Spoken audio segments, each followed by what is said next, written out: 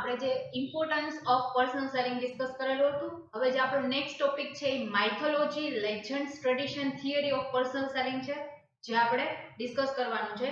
તો આ થિયરીઝ બધી જે એક્સપર્ટ્સ છે એમને એન્વાયરમેન્ટ સ્ટડી કરીને, પર્સનલ સેલિંગની મેથડ સ્ટડી કરીને આ જે બધી થિયરી છે એ આપેલી છે, જેને આપણે વન બાય વન ડિસ્કસ કરવાની છે. બરાબર. તો first, need satisfaction theory, stimulus response theory, depth theory, personal selling process given by the Williamson, જેમાં personal selling process ના 4 સ્ટેપ છે. કઈ પ્રોસેસ માં સ્ટેપ્સ આવશે? pre-sale preparation, prospecting, looking for the prospective customers, pre-approach to the individual prospects, post-sale activities, and RID SSA theory given by the Mr. Herbert Kazan. આ ચાર જે આપણને ચાર થિયરી છે, જેમાં ચોથી થિયરીમાં આપણને 4 સ્ટેપ આપેલા છે અને ફિફ્થ છે એમાં પણ સ્ટેપ્સ આપેલા છે, જે આપણે ડિટેલ ડિસ્કશન કરશું ત્યારે તમને સમજાવીશ. તો આપણે હવે ફર્સ્ટ થિયરી છે જેમને ડિસ્કસ કરવાની છે, need satisfaction theory. It is a customer oriented approach theory કે જેમાં સેલ્સમેને ફિઝિકલ જે કંઈ પણ આપણા કસ્ટમર છે એમને અપ્રોચ કરવાના છે. The basic idea of this theory is that the product is supplying a need of customer and selling point must be selected by the salesperson in terms of the need to be satisfied. માનો કે આપણે કોઈ selling point છે એ cells પર્સને decide કરવાનું છે. તો આપણે કાંઈ પણ ઇલેક્ટ્રોનિક આઇટમ માટેનું આપણે વિચારીએ છીએ કે આપણે સેલ કરવી છે. તો લેટ્સ ટેક વન એક્ઝામ્પલ. કોઈ વિલેજ છે કે જે હવે ધીમે ધીમે અર્બન એરિયામાં કન્વર્ટ થાય છે. તો એવા વિલેજમાં એવી એક પ્લેસ છે એ તમારે ફાઇન્ડ આઉટ કરવાની કે જ્યાં તમે તમારો ઇલેક્ટ્રોનિક શોપ છે એ સ્ટાર્ટ કરી શકો.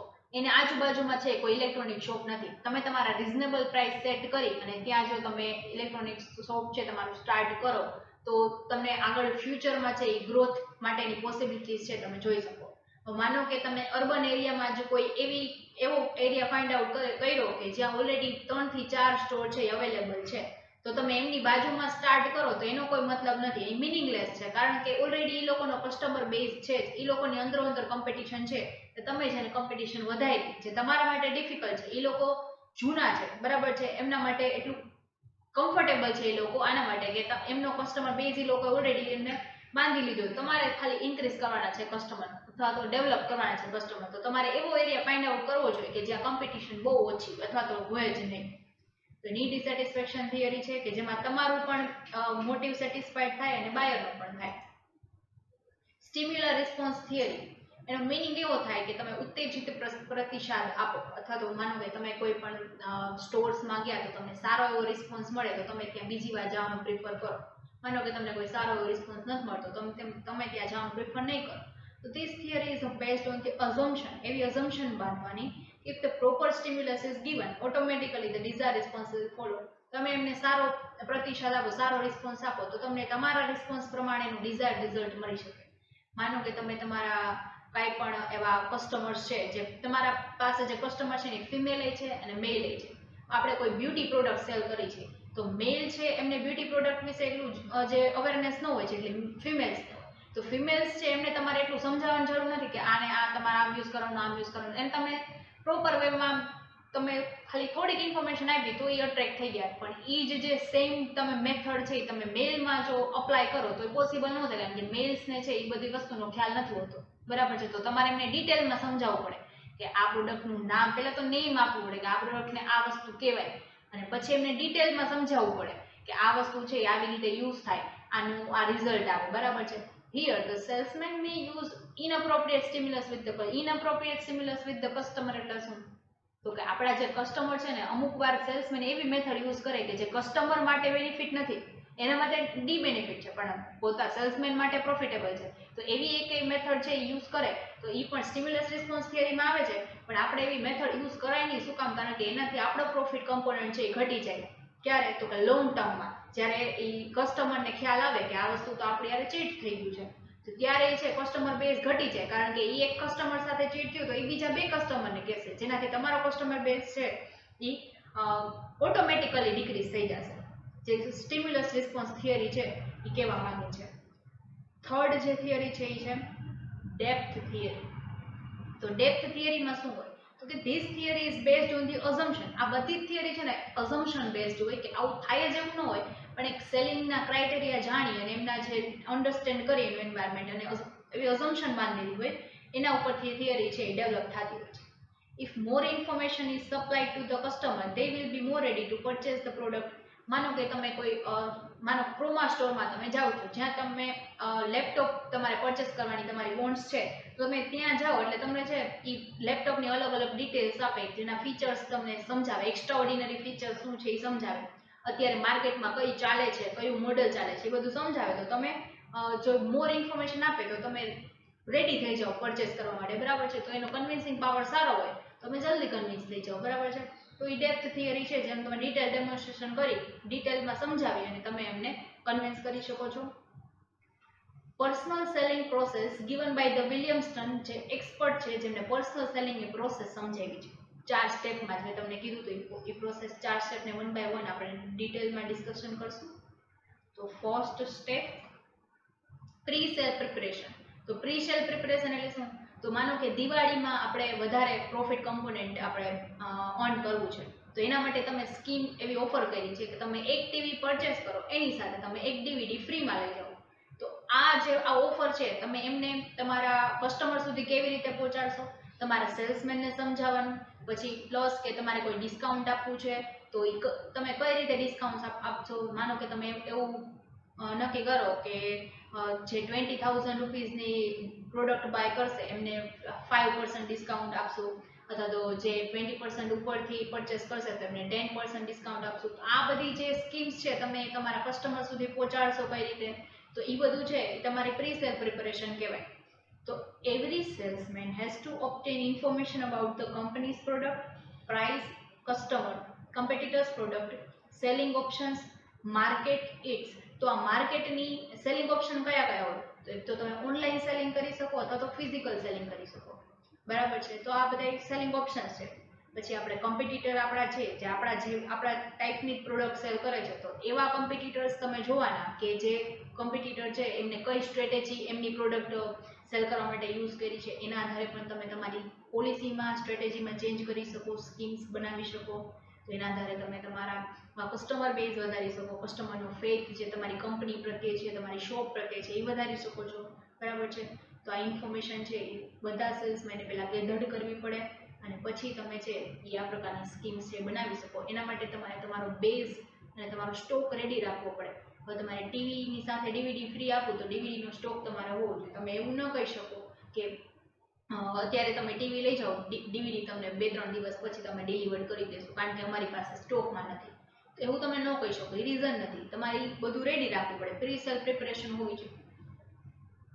સેકન્ડ એમાં જે પોઈન્ટ છે, this are pre sale preparation which make the salesman aware and ready approach the customer. તમે કસ્ટમરને અપ્રોચ કરવા માટે રેડી હોવા છો, તમને બધી સ્કીમ્સનો ખ્યાલ હોવો જોઈએ, તો જ તમે કસ્ટમરને સમજાવી શકો. જો તમને જ ખ્યાલ નથી તો તમે કસ્ટમરને શું સમજાવશો? એટલે પહેલેથી તમારે પ્રિપેર રહેવું પડે. આ ફર્સ્ટ સ્ટેપ છે. સેકન્ડ સ્ટેપ શું આવશે? Prospective, looking for the prospective customers. તો the salesman can use prospective customers contacts, company's previous record, it's for the personal selling. Information about the prospective customers can be obtained from the existing or regular customer too. આપણા regular customer છે એમની પાસેથી તમે information લઈ અથવા તો તમે એમને ઇન્ફોર્મેશન તમારા ન્યૂ પ્રોડક્ટની આપીને તમારો કસ્ટમર બેઝ વધારી શકો. તમે એમને કહી શકો કે તમારા રિલેટિવમાં બતાવજો અને પછી એમને જો પરચેસ કરવી હોય તો અમારી શોપ માટે તમે એમને એડ્રેસ આપી દેજો, બરાબર છે. તો આ રીતે તમારો કસ્ટમર બેઝ વધારી શકો. અથવા તો let's take an one example that Khadim shop છે જેમાં તમે શૂઝ કે કાંઈ પણ પરચેસ કરો તો ત્યાં તમારે છે ને તમારા નંબર રજિસ્ટર્ડ કરાવવા પડે.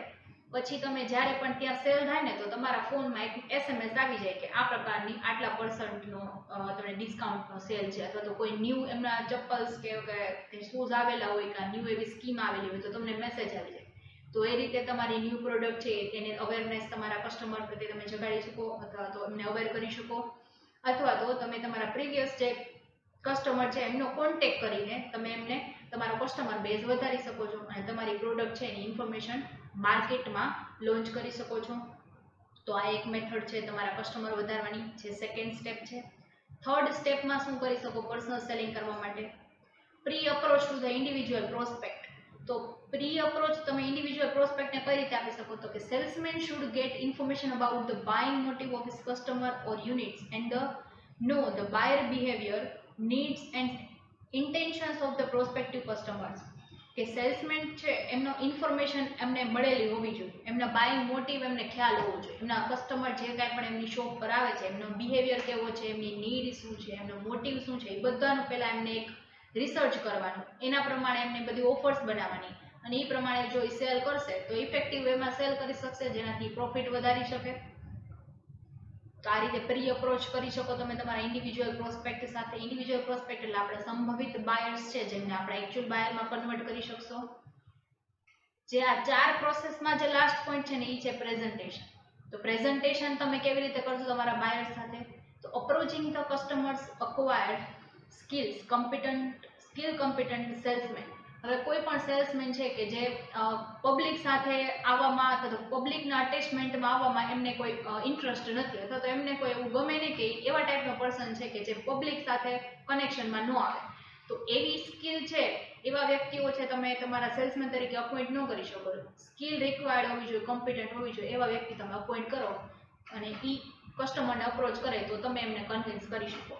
હવે AIDA થિયરી છે એક એક્સપર્ટ પ્રમાણે, according to the AIDA theory, during the successful personal selling interview, the prospective customer's mind passes through the 5 successive mental stages and the salesman leads the customer through them in the right sequence if the sales is to result. Main motive આપણો શું હોય? તો એમની want ડિમાન્ડમાં convert થાય, આપણા prospective buyers છે એ actual બાયરમાં convert થાય, એ છે એમની મેઇન જે આપણો મોટિવ છે ને પર્સનલ સેલિંગનો હોય. તો AIDA થિયરી છે એમના પર્ટિક્યુલર જે 4 જે વર્ડ્સ છે એમનું ફર્સ્ટ લેટર છે, જેના પ્રમાણે થિયરીનું નેમ એ લોકોએ આપેલું છે. તો એ એક્સપર્ટ્સ પ્રમાણે this theory gets in the name from the first letter of the 4 words used to express it. તો એ કઈ કઈ છે? તો A for attention, I for interest, D for desire and A for actions. તો હવે એમાં શું આવશે? તો કે A for attention જે ફર્સ્ટ છે એને આપણે ડિસ્કસ કરશું. તો કોઈ પણ કસ્ટમર આવે તો આપણે એમને અટેન્શન આપવું પડે. હવે માનો કે કોઈ કસ્ટમર આવે તો વેલકમ આપણે એમને કરીએ, પછી એમને કાંઈ પણ શું વસ્તુની જરૂર છે એમને એવું પૂછીએ તો આપણે એનું અટેન્શન આપ્યું કહેવાય, જે સેલ્સ પ્રોસેસનો ફર્સ્ટ સ્ટેજ છે. The attention of the inspect must be drawn to the product. They want that the product is able to satisfy and buying motive to which the product appeals. એમનો attention શું છે? આપણે attention of inspect to be drawn the product, કે પ્રોડક્ટની inspection કરવી, પ્રોડક્ટને સમજાવી, એમને એમના ક્વોલિટીઝ, એમના કેરેક્ટરિસ્ટિક્સ, એમના ફીચર્સ સમજાવવા, એમને પૂરતું અટેન્શન આપવું કે જેનાથી એની નીડ સેટિસ્ફાય થાય, એમનો બાઇંગ મોટિવ સેટિસ્ફાય થાય, એ પ્રમાણે એમને આપણે એને અટેન્શન આપવાનું, જેનાથી એ લોકો છે એ આપણે વસ્તુ પરચેસ કરવા માટે કન્વિન્સ થઈ જાય. I for interest. The salesman can create buyer's interest in the product with the help of effective sales talk and product information, catalog, visual ads, kits. હવે માનો કે આપણે કાંઈ પણ યુટ્યુબમાં વિડીયો જોઈ છે અથવા તો કોઈ મૂવી જોઈ છે તો એની વચ્ચે વચ્ચે જે ઘણી બધી વાર એડ્સ આવતી હોય છે, તો એ પ્રોડક્ટ છે એ એવી રીતે વારંવાર તમે એડ બતાવો તો એક બાયર્સ છે એના મનમાં એક છાપ ઊભી કરી દે, એક ઇમેજ ક્રિએટ કરી દે. પછી આપણે કોઈ પણ જગ્યાએ જાય, હવે માનો કે કુરકુરે તમે જોતા હોય તો કુરકુરેની એડ તમે વારંવાર આવે તો પછી આપણે કાંઈ પણ વસ્તુ પરચેસ કરવા જઈએ તો આપણે એ કુરકુરે એકવાર તો પરચેસ કરીએ જ ફોર ટેસ્ટ. હવે આપણને ભાવી જાય તો આપણે એમના રેગ્યુલર કસ્ટમર થઈ જાય, બરાબર છે? તો આ પ્રમાણે તમે આવી રીતે એમના બાયર્સના મનમાં આવી રીતે ક્રિએટ કરી શકો છો, તમારી ઇમેજ છે એ ક્રિએટ કરી શકો.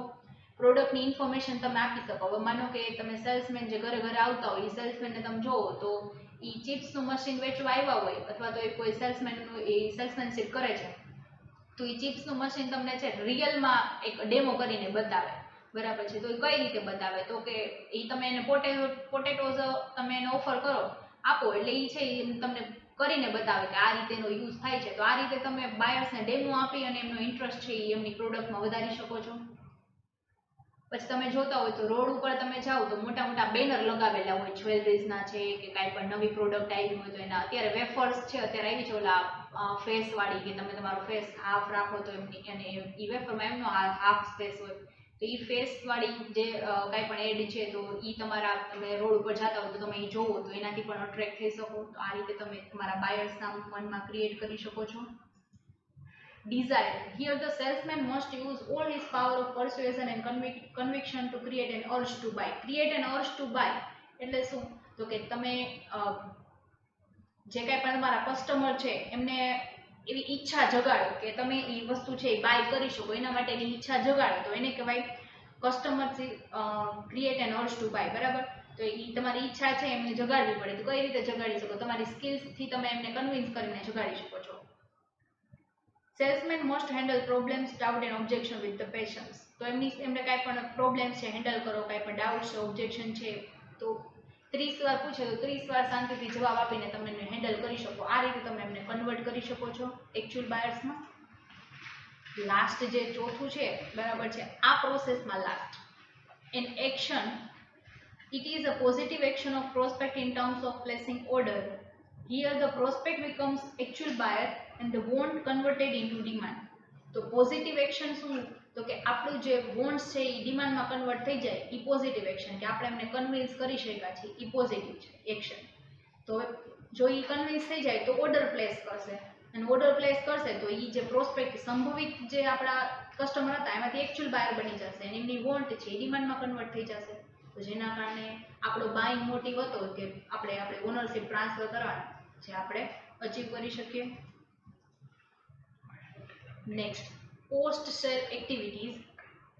It is necessary to ensure the customer satisfaction and to remove any post-sale problems that may arise. It means the warranty. આપણે એક્ઝામ્પલ લઈ તો વોરંટી સર્વિસ છે એ આપણે કસ્ટમરને કેવી રીતે આપી? તો કે પોસ્ટ સેલ કર્યા પછી આપણે એમને આપતા હોય છે કે તમે આ વસ્તુ છે પરચેસ કરી લીધો, 1 વર્ષ સુધીની વોરંટી અથવા તો ગેરંટી છે કે તમે આ વસ્તુને રિપેર કરી દેશો અથવા તો તમે એમને ચેન્જ કરી શકશો. અથવા તો તમે બીજું એક્ઝામ્પલ આપણે લઈ શકીએ, advise on how to use the product. Apple care, તો એપલના જે ફોન્સ અથવા તો એપલની કંઈ પણ તમે થિંગ્સ છે એ સેલ કરવાની હોય તો એ લોકો છે એવી પોસ્ટ સેલ એક્ટિવિટી આપે કે એમને કાંઈ પણ કેવી રીતે યુઝ કરવાની છે એમનો એ લોકો ડેમો આપે અથવા તો એમને સમજાવે કે કેવી રીતે યુઝ કરવાની છે, જેનો એક્સ્ટ્રા ઓર્ડિનરી ફીચર્સ છે જે બીજી કંપનીઝ છે એ પ્રોવાઈડ નથી કરતી. તો આ પોસ્ટ સેલ એક્ટિવિટી છે. Satisfaction leads two repeat orders. જો કસ્ટમર સેટિસ્ફાઈડ થશે તો તમારા ઓર્ડર છે રિપીટ થશે, બરાબર છે, તો એ વારંવાર તમારી પાસે આવશે, બરાબર છે, જેનાથી તમારો પ્રોફિટ બેઝ વધી શકશે. લાસ્ટ જે થિયરી છે એ RIDSS અથવા તો રિડસેક theory given by the mister Herbert Casson. જો આ એક્સપર્ટ છે જેમને થિયરી આપેલી છે, જાની પહેલા જે 4 હતું એ વિલિયમ સ્ટેટને આપેલી હતી, બરાબર છે, જે 4 પ્રોસેસ હતી, 4 સ્ટેપ હતા પ્રોસેસના. આમાં છે એ તમારા 6 સ્ટેપ હશે પ્રોસેસના કે જે હર્બર્ટ કેઝને આપેલી છે. An expert of salesmanship, Mr. Herbert Cation has divided the sales process into the 6 stages, popularly called RIDSS formula. There are 6 stages in the sales process, starting from the time and the salesman meets the customer to the end sales process. જ્યાંથી customer તમારી શોપમાં enter થાય ત્યાંથી તમે જ્યાંથી customer તમારી શોપમાંથી જાય ત્યાં સુધીની જે પ્રોસેસ છે એ છે આ 6 સ્ટેજમાં એને કન્વર્ટ કરેલી છે.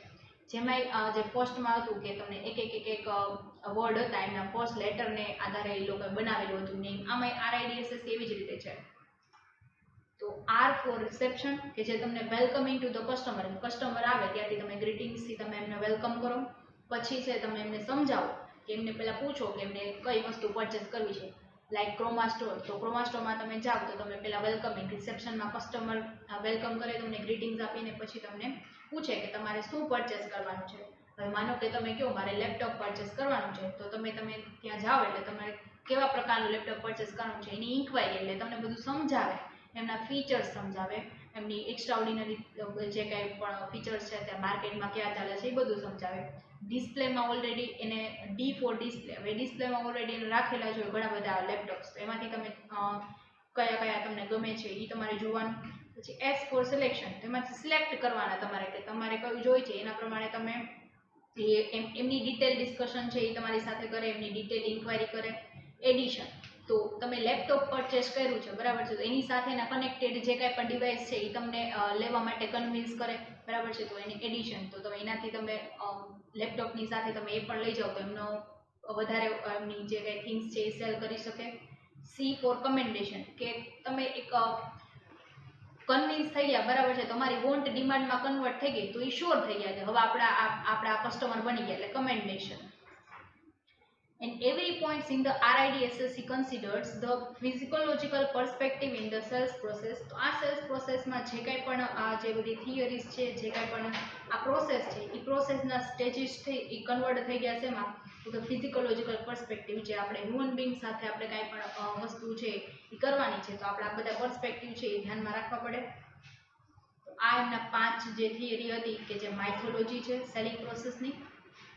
હવે નેક્સ્ટ આપણે જે ટોપિક ડિસ્કસ કરવાનું છે એ છે characteristics of a good sales person.